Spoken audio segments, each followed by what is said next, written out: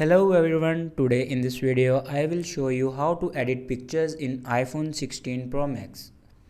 So first of all, before watching this video, don't forget to subscribe the channel and also press the bell icon.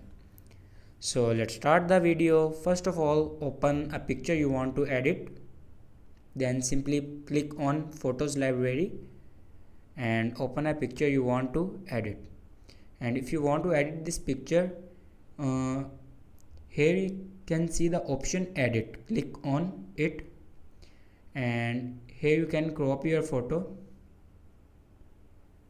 rotate your photo and flip your photo, and here you can select filters on your photo. You can select any filter and here you can adjust your photo, auto adjust here, and if you want to adjust, then simply you can adjust your photo from like this.